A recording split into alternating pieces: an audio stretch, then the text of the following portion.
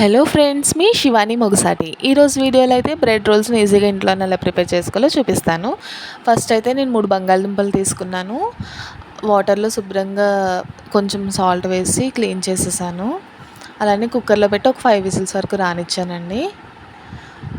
Next అయితే ఈ vegetables తీసుకున్నాను. ఒక ఉల్లిపాయ, అలానే ఒక టమాటో, క్యాప్సికమ్, అల్లం, నెక్స్ట్ వెల్లుల్లిని అయితే తీసుకుని ఇలా వీడియోలో చూపిస్తున్న విధంగా చిన్న చిన్న పీసెస్లో అయితే కట్ చేసేసుకున్నానండి. ఒక పచ్చిమిర్చిని తీసుకొని చిన్న పీసెస్గా కట్ చేశాను.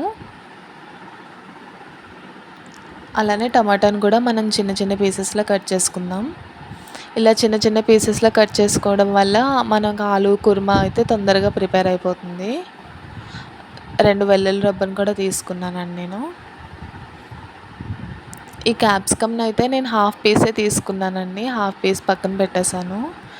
దీన్ని కూడా చిన్న పీసెస్లో కట్ చేసి సపరేట్గా పెట్టాను.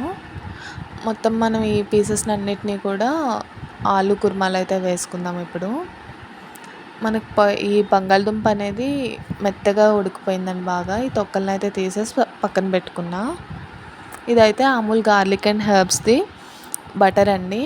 ఒక ప్యాన్ పెట్టుకుని అందులో చిన్న బటర్ పీస్ వేసి ఈ ఆలూని అయితే మెత్తగా చేసుకుని అందులో వేసాను. నెక్స్ట్ అయితే నేను కొంచెం కారం, ఉప్పు, అలానే పసుపు, మిరియాల పౌడర్, చాట్ మసాలా ఇవన్నీ కూడా నేను ఈ బంగాళదుంప కుర్మలో అయితే వేసి ఫ్రై చేశానండి. మీకు రుచికి తగ్గ మీరు వేసుకోవచ్చు. నేనైతే అన్నీ కూడా లైట్గానే యూస్ చేశాను. కట్ చేసి పెట్టుకున్న ఆనియన్స్, టమాటో, క్యాప్సికమ్ పీసెస్ అన్నీ ఉన్నాయి కదా, ఇవన్నీ వేసి ఒక 10 మినిట్స్ వరకు నేనైతే ఫ్రై చేసుకున్నాను. నెక్స్ట్ నేను బ్రెడ్ స్లైసెస్ తీసుకున్నానండి.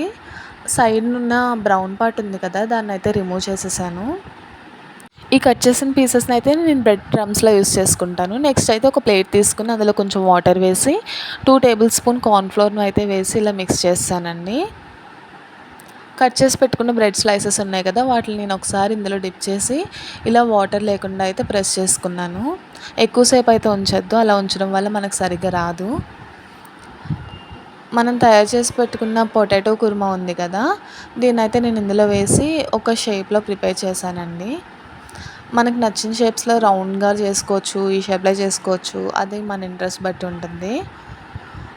నెక్స్ట్ అయితే రెడీ చేసి పెట్టుకున్న బ్రెడ్ క్రమ్స్లో అయితే నేను వీటిని పెట్టాను.